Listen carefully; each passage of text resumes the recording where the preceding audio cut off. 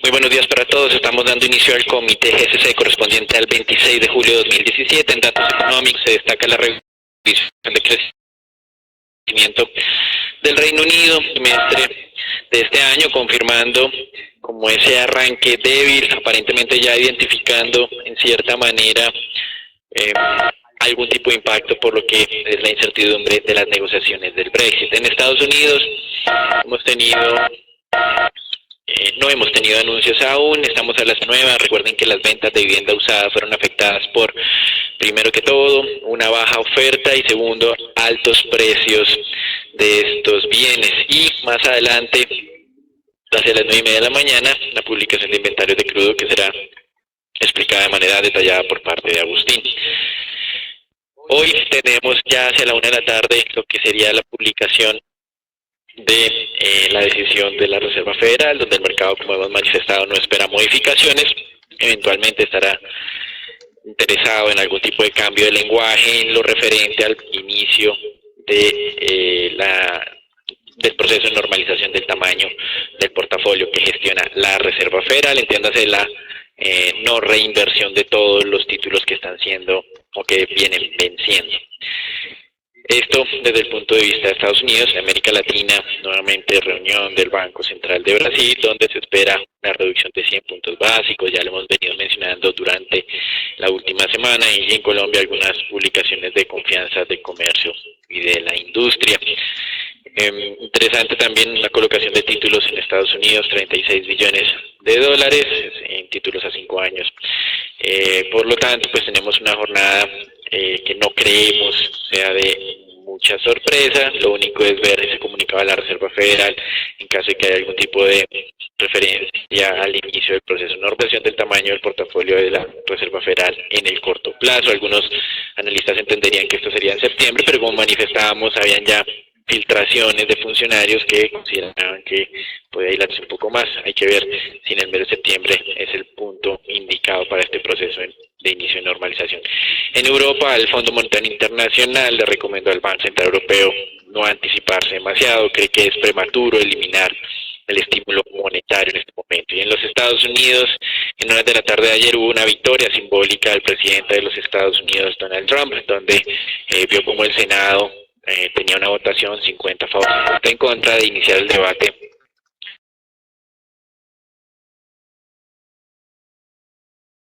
de la reforma por el voto del vicepresidente de Estados Unidos, Mike Pence, básicamente bajo reglas que funcionan en los Estados Unidos. Y decimos que es una victoria simbólica porque ya en horas de la noche hubo la primera ronda de votaciones sobre esa reforma, donde solo obtuvo cerca de 43 votos a favor para eliminar el sistema actual conocido como Obamacare y reemplazarlo por uno nuevo. Es decir, 57 senadores votaron en contra de un total de 100. La administración de Donald Trump necesita 60 votos a favor para hacer el cambio de esta normatividad, lo cual se ve en este momento muy poco posible. Por otro lado, el día de ayer se dio a conocer un indicador de confianza del consumidor que calcula la Conference Board cerca de sus máximos de los últimos 16 años, fundamentado en un sólido mercado laboral. Hoy, como manifestábamos, reunión de la FED, no esperamos decisiones. Y por otro lado, el presidente Trump confirmó que Gary Cohn, quien es el líder del grupo de asesores económicos de Casa Blanca, está en carrera para ser o para suceder a Janet Yellen como presidente de la Reserva Federal, aunque pues no descartó que Yellen pueda ser nominada o ratificada por un periodo más. Recuerden lo que hemos mencionado ya hace cerca de mes y medio, cuando nos enteramos que Donald Trump había hablado explícitamente con la presidenta de la Reserva Federal, le había mencionado que estaba haciendo un buen trabajo. Esto pues ya había sucedido con el antiguo director del FBI, por eso no era garantía de que se mantuviera en el cargo. Posteriormente el mercado empezó a especular con Gary Cohn y ya pues el día de ayer confirmado por parte del presidente Trump. Algo que muestra un poco de contradicción, obviamente, en estas declaraciones, además las que cerró frente al nivel de tasas de interés. Durante campaña, el presidente Trump criticó abiertamente las bajas tasas de interés, pero ahora dice que le gustan las bajas tasas de interés. Entonces, pasando a otros temas legislativos en Estados Unidos, el Congreso incrementó las sanciones en contra de Rusia ahí, en caso de que el presidente desee moderarlas, tendrá que hacerlo a través o con previa autorización del Congreso. Pasando a América Latina, en Brasil, un juez suspendió uno de los incrementos de impuestos de combustible decretados durante la semana pasada por el gobierno de Michel Temer, y esto pues obviamente complica un poco el tema fiscal. La justificación utilizada por este juez federal es que el tema de impuestos tiene que ser ajustado a través de leyes y no de decretos. Y por otro lado, Moody's advirtió que los efectos de todo este proceso de investigación de corrupción fundamentados en paralizaciones de decisiones de inversión podría afectar la calificación soberana. Moody's no está diciendo que sea malo investigar la corrupción, sino lo que está diciendo Moody's es que la mala gestión de este proceso de investigación y con posibles efectos en paralización económica es lo que sí puede generar ese cambio de calificación.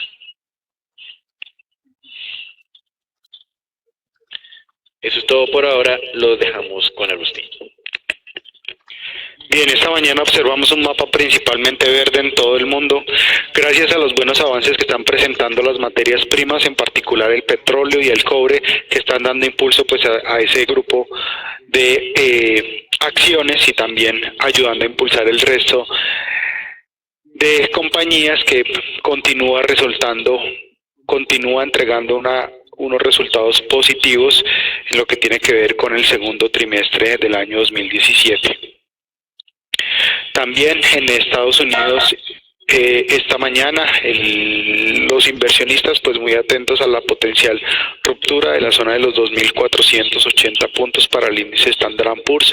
Ya esta mañana habían entregado resultados compañías como Ford, Boeing y Coca-Cola. Tres compañías habían sorprendido favorablemente las estimaciones de los inversionistas. A la fecha, 116 compañías de las que hace parte el Standard & Poor's pues han entregado resultados. Les recuerdo, ese porcentaje de ratio de sorpresa positiva continúa estando por encima del 80%. Continúa presentándose por encima del 80% y frente a la entrega previa que se ubicó sobre el 77.94%.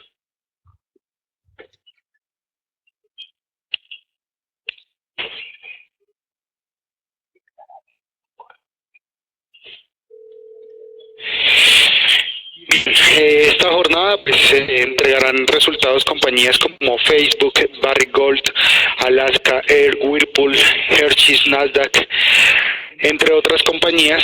Les recuerdo que durante esta semana pues es tal vez la jornada más fuerte de entrega de resultados. Al final de la semana tendremos cerca de 220 compañías del índice Standard & Poor's, para lo cual pues una lectura un poco más general de esta segunda entrega de resultados, que como vemos hasta ahora viene siendo más positiva que la entrega anterior. Podemos ver por ahora que sectores de telecomunicaciones, sector de servicios son los sectores que vienen destacándose en la entrega de resultados, al igual que tecnología nuevamente como en la y el sector financiero. En ese índice Standard & Poor's, pues entonces simplemente tener presente que continuamos observando una solidez importante en esa zona de los 2.480 puntos, pero a diferencia de la jornada anterior, pues esta mañana ya después del buen repunte que observamos en la tarde anterior, vemos que el índice está rebasando la zona de resistencia a los 2.475 puntos. Esto podría ayudar a un impulso nuevamente al índice, que podría entonces superar en próximas jornadas la zona de los 2.480 puntos. Por esa razón, pues tener en cuenta que la zona de riesgo en la parte inferior continúa siendo la zona de los 2.450 puntos. Como es tradicional en el día cuando la Reserva Federal entrega las decisiones de su política monetaria, pues el mercado de divisas se encuentra oscilando con muy pocas variaciones positivas y negativas. No existe una tendencia clara en el mercado de divisas esta mañana. Simplemente tener presente que el volumen de negociación, como es tradicional, se reduce fuertemente en estos días de la FED, y tal vez en una hora exactamente, cuando sea entregado el dato de inventario de crudo en Estados Unidos, podría generarse algo de volatilidad en este mercado. En lo que tiene que ver con el mercado mundial de petróleo, pues continuamos observando esa buena dinámica gracias a ese anuncio que les recuerdo fue comentado ya hace dos días por parte del equipo de estrategias en lo relacionado con la disminución en 1 millón de barriles por parte de Arabia Saudita para sus exportaciones durante el mes de agosto. Pues entonces estamos viendo un avance significativo ya tocando los $48 el barril, adicional a esa buena noticia de Arabia Saudita, el dato previo publicado por el Instituto Americano de Petróleo en lo que tiene que ver con inventarios en Estados Unidos muestra una potencial reducción de los mismos de 10 millones de barriles. Esta reducción es más favorable, ya que la reducción esperada por el mercado se ubica en los 3 millones de barriles para los inventarios en este país. Nuestra estimación, primero para resaltar, pues ustedes ven desde el mes de abril dinámica positiva que favorece a los inventarios en Estados Unidos porque hemos observado unas reducciones bien importantes. Esto está totalmente en contravía con lo que muchos analistas están mencionando con el incremento de inventarios en Estados Unidos. Ya vamos para 4 meses consecutivos de reducción de inventarios, datos reales lo están demostrando. Por esa razón podríamos continuar observando esta dinámica y no solamente una reducción, sino el tamaño de dicha reducción que está llevando a los inventarios totales a acercarse nuevamente a la zona de los 500, por debajo de los 500 millones de barriles, datos que no se observaban desde el año anterior.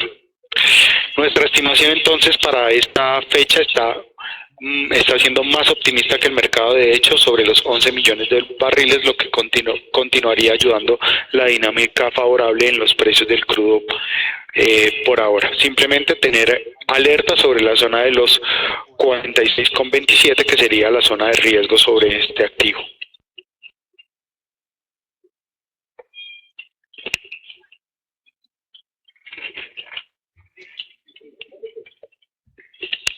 Gracias, Agustín. Y luego de una jornada muy negativa en temas de renta fija, el día de ayer que tuvimos un incremento importante en las tasas de negociación de los tesoros, hasta ahora ayer estábamos hablando de tasas cercanas al 2.30, hoy estamos hablando del 2.33, hoy sin cambios, pero eso quiere decir que ayer continuó el deterioro.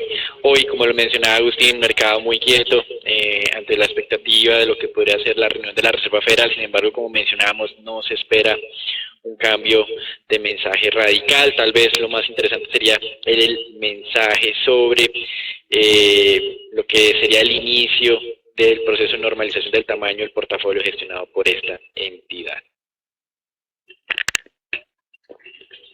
Bien, antes de pasar al espacio Colombia, quería mostrarles el día de hoy un dato importante, relevante, que se está presentando en lo que tiene que ver con las operaciones de futuros de los bonos de corto plazo. La gráfica que estamos observando hoy muestra el tamaño de las posiciones cortas de los operadores para este futuro de 2 años, y como podemos observar, el día viernes estaba reportando una posición corta para los operadores especuladores en cerca de 274,000 contratos en contra de los bonos del Tesoro. Quiere decir que estos operadores de corto plazo, los especuladores, están haciendo fuertes apuestas con que el día de hoy la Reserva Federal, aunque muy seguramente no va a incrementar sus tasas de interés, sí va a enviar algún mensaje claro de que en la próxima reunión podrían empezarse a dar esos incrementos. Como ustedes pueden observar, este tamaño de posiciones cortas presentada el día de hoy no había sido superada o no había sido observada mejor, sino desde el año 2007, y por eso la relevancia de analizar esta posición, ya que los operadores de bonos pues están muy atentos a ese fuerte tamaño, a ese fuerte volumen de posiciones, ya que en la jornada, hace un par de semanas, se presentó una apuesta también en contra de los bonos del Tesoro que generó a la persona que tomó estas posiciones más del 100% en las utilidades, ya que lo hizo a través de posiciones en opciones. Por esa razón, pues todos los operadores están bien atentos a esta posición, y obviamente al futuro de las tasas de interés de plazo, que también sería una clara indicación de que muy seguramente las tasas de interés, sobre todo las de menos de 5 años, empezarían a encontrar ya un piso donde los inversionistas tal vez tratarían de buscar algo de inversiones superiores a los bonos de 30 años. Ahora damos paso pues al reporte Colombia. Para eso les voy a dejar con Daniel nuevamente.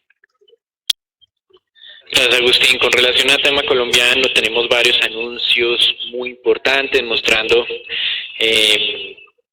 algo de retractación por parte del gobierno colombiano. Pero bueno, comenzando por el tema de pronunciamientos de calificadoras de riesgo. El día de ayer, hacia mitad del día, estábamos viendo a Moody's hablando sobre Colombia, diciendo que estaba habiendo difícil logro de los objetivos fiscales, lo cual pues nos llamó la atención, y en este frente de dificultad del gobierno colombiano a alcanzar eso que mencionó como déficit para este año del 3.6%, Moody's menciona explícitamente los supuestos de crecimiento, dice que el crecimiento va a ser menor. Por otro lado, dice que como va a ser menor, los ingresos también van a ser menores, y al mismo tiempo ve presiones desde el punto de vista del gasto.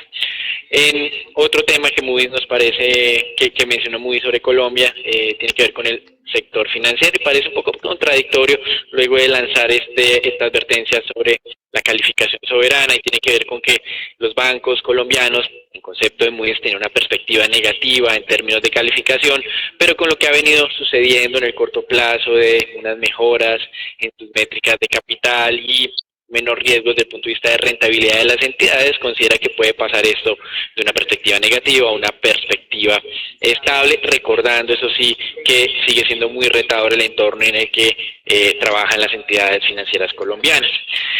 Al mismo tiempo, tuvimos un pronunciamiento de Standard & Poor's sobre Bancolombia, que es la principal entidad financiera individual en el mercado colombiano, diciendo algo muy parecido. Ratificó la calificación en BBB- con perspectiva negativa. Ellos no hicieron la modificación de la perspectiva, y dice también que el nivel de capital, si bien es cierto ha mejorado, en el corto plazo sigue siendo inferior al de sus pares con la misma calificación. Y algo que nos ha llamado la atención aún más, parece que se está volviendo tradicional, es que dicen los calificadores que de manera individual las entidades colombianas no alcanzan a hacer gran inversión, es decir, eso ya lo había mencionado sobre la vivienda, sobre Ecopetrol, y lo están diciendo ahora sobre Bancolombia. Dice, de manera individual la calificación de Bancolombia es W+, pero consideran que como es una entidad tan importante y podría generar un riesgo sistémico relevante, entonces contaría con el apoyo del gobierno colombiano en caso de una situación de estrés, y por eso es que le asignan una calificación por encima de lo que sería su rating individual. Es decir, que gracias al eventual apoyo o a la especulación de que el gobierno colombiano los podría apoyar, es que estas entidades tienen grado de inversión internacional. Y mientras tenemos estos pronunciamientos de la firma calificadora, entonces al mismo tiempo estamos viendo que el gobierno, un mes después de que ha dicho que el crecimiento era revisado a la baja del 2.5 al 2.3 y que nadie le creía, pues ha vuelto a hacer ajustes a ese pronóstico de crecimiento ahora al 2%, y menciona explícitamente el ministro de Hacienda que estos supuestos son más realistas y objetivos. Nos llama la atención, entonces, ¿por qué no utilizaron este tipo de supuestos hace un mes si estos eran los objetivos irrealistas? Con base en esto, también el ministro replicó al Fondo Monetario Internacional, o más bien lo copió, porque bajó ese nivel de crecimiento pronosticado del 2.3 al 2%. Vamos a ver qué otras sorpresas tenemos este viernes, cuando va a ser publicado el nuevo presupuesto que se tiene para el año 2018, y también pues la actualización de este año 2017. Desde el lado corporativo, interesante la decisión de un tribunal de arbitramiento en Colombia, condenando a Claro y a Telefónica a pagar al gobierno colombiano un total de 4.7 billones de pesos por la no reversión de activos, como estaba estipulada en los contratos cuando llegó la telefonía móvil a Colombia en los 90. En este frente, el gobierno colombiano había aceptado modificar las reglas de juego de esos contratos para, en cierta medida, mantener la inversión en este sector en el país. Sin embargo, una corte en Colombia identificó estos contratos anteriores y dijo que esas cláusulas no habían sido aplicadas a las firmas.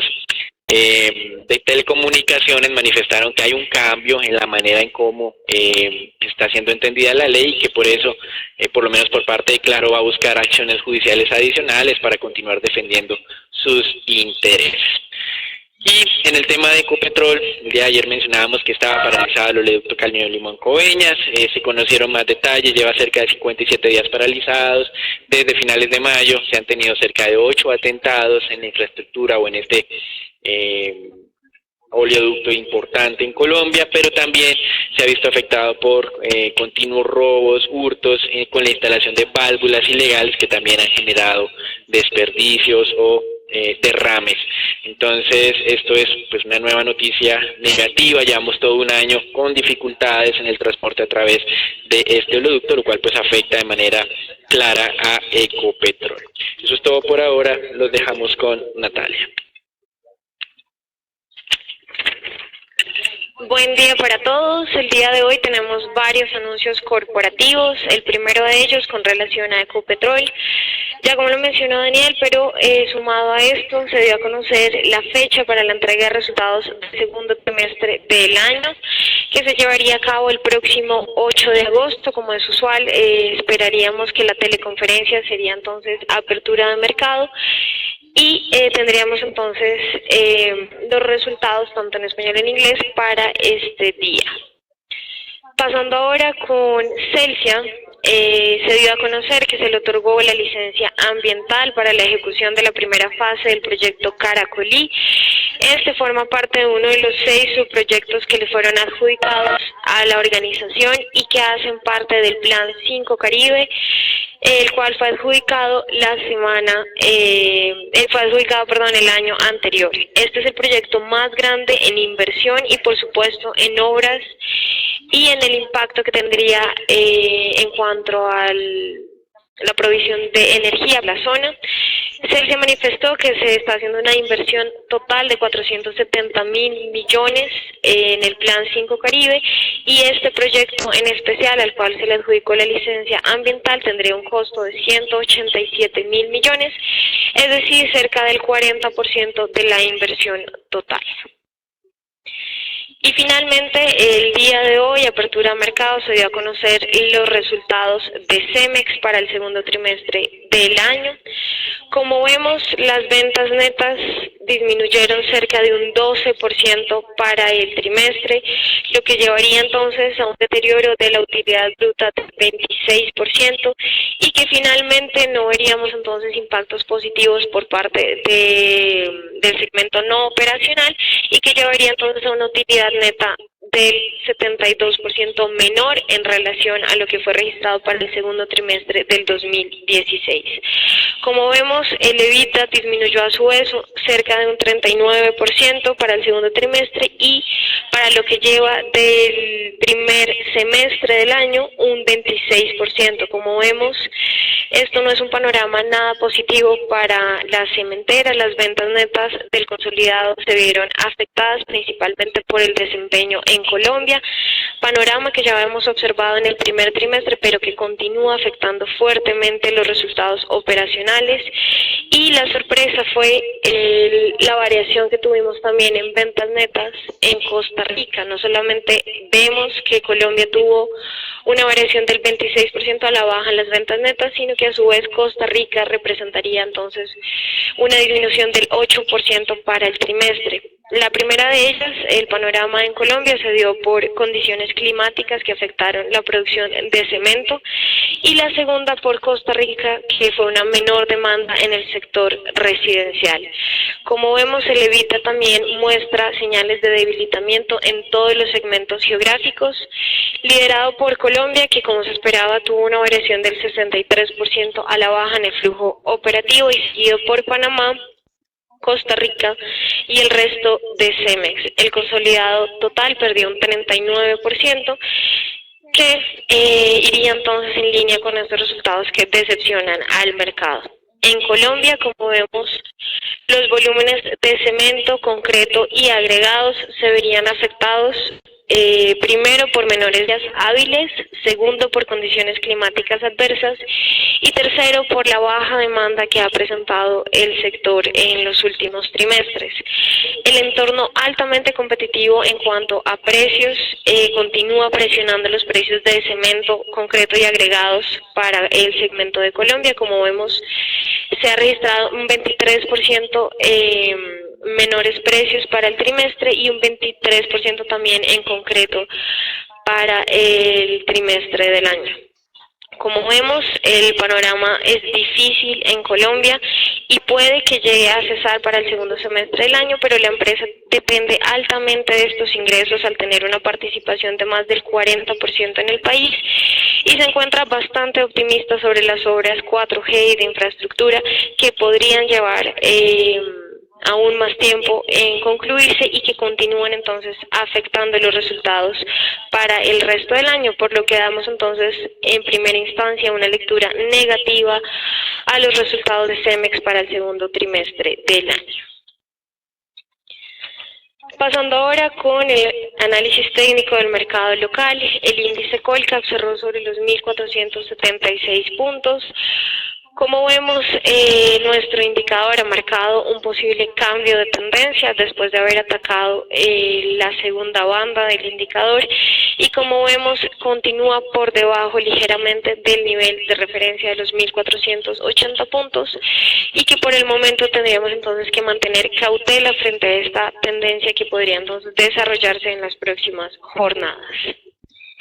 Y pasando ahora con la acción de preferencial Bancolombia, cerró sobre los 33.260 pesos. Como vemos, está dando señales continuas de debilitamiento y de agotamiento de este rally alcista que ha sido uno de los más prolongados para la acción y que la llevó a registrar el máximo histórico sobre los 35.000 pesos. Como vemos, se ha presentado un debilitamiento no solamente en el corto plazo, sino como vemos en el oscilador, ha entonces tenido entonces un debilitamiento que podría llevarlo a un cambio de tendencia. Sin embargo, se debe esperar, como ya fue mencionado por Daniel, el efecto que podría tener la calificación por parte de Moody's en el sector financiero, que pasó de negativa a estable, y como vemos la calificación que fue ratificada por Standard & Poor's. Y finalmente la acción de Éxito cerró sobre los 15.040 pesos. Como vemos, las últimas jornadas han sido de variaciones mixtas dentro de la acción, pero se mantiene atacando ese nivel de congestión de los 15.000 pesos. Y vemos que a la apertura de hoy abre por encima del mismo, lo que podría entonces darnos primeras señales de continuación de la tendencia alcista con un primer precio objetivo sobre los 16.000 pesos.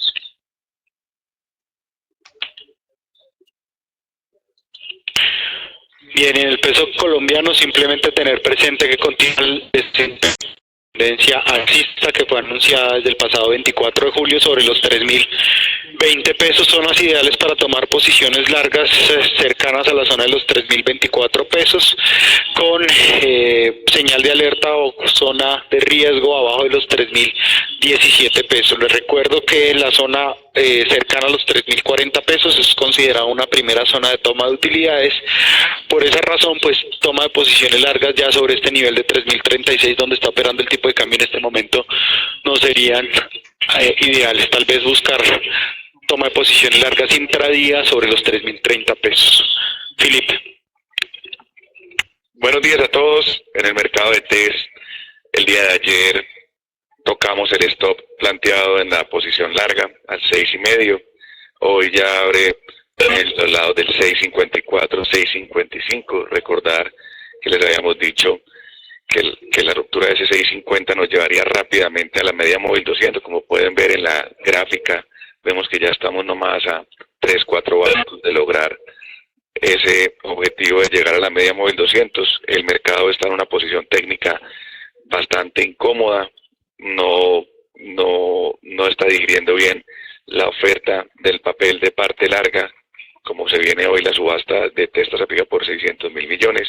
Eso ha hecho que el mercado, su posición técnica no sea muy buena y está probando nuevos highs en esta subida de los últimos 3-4 meses.